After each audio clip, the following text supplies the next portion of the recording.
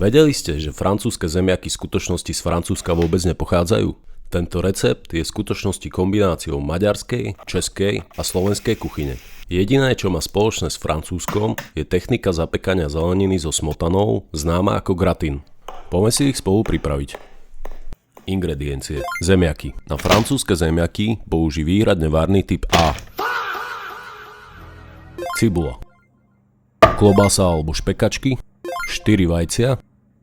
Olej. Sol. Mleté čierne korene a zavárané uhorky. Zálievka. Smotana na šľahanie, plnotučné mlieko, plnotučná horčica, kyslá smotana a jedno vajíčko. A ešte si priprav syr na zapečenie.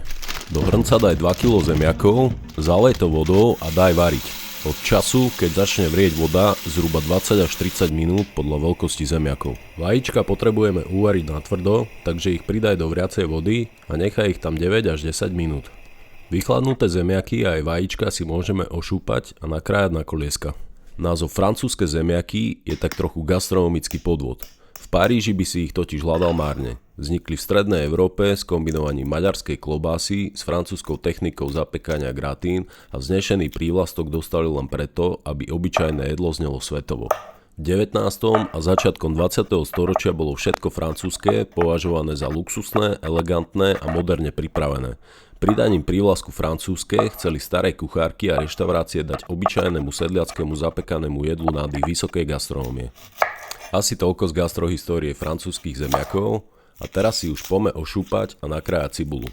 Takže cibulu nakráje na kocky, očisti si klobásu a tiež ju nakráje na kocky. Ja mám rád maďarskú čabaj klobásu, ale ty použij akú len chceš. Kľudne môžeš použiť aj špekačky alebo slaninu, je to proste na tebe.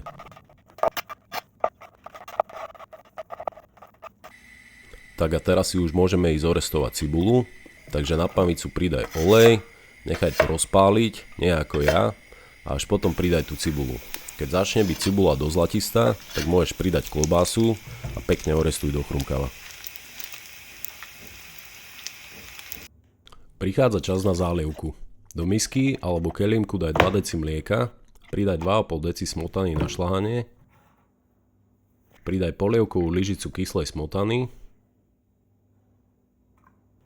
polievkovú lyžicu plnotučnej horčice,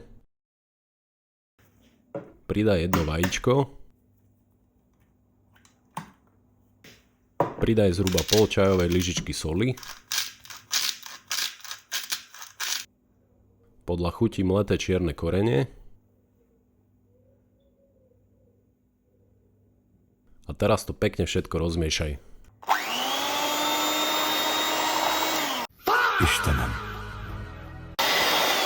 A tu som viete ako nadával. Vymenoval som asi všetky nadávky, ktoré poznám, tak nesprav rovnakú chybu ako ja a daj si to do väčšej nádoby. Polku nakrájaných zemiakov môžeš rozložiť na plech. Podľa chuti to osol a okoreň mletým čiernym korením. Pridaj k tomu orestovanú klobásu s cibulou a s výpekom.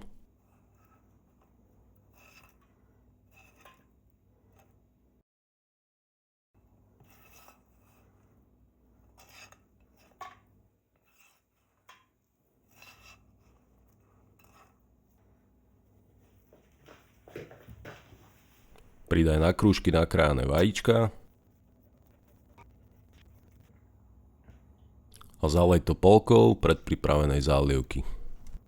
Sprav tomu vrchnú strechu zo zemiakov, pekne to uhlaď a znova osol a okoreň a zalej druhou polkou zálievky. Zakry to alobalom a hoď to do rozpálenej trúby na 200 stupňov na 25 až 30 minút. Zatiaľ si môžeš nastrújať sír, ak si nekúpil už nastrújaný, znova je to na tebe, aký použiješ. Najviac by sa tam hodil sír z Francúzska, ktorý mi občas prinesie môj kamoš Pišta. Tentokrát na mňa ale zabudol a musím použiť takto, čo som zohnal kamfande. Strhneš alobal a vypeckuj tam ten sír, vôbec nešetrí a daj to naspäť zapiecť na ďalších 20 až 30 minút, ale tentokrát už na 230 stupňov. Voilà, c'est magnifique. Francúzske zemiaky. Au revoir.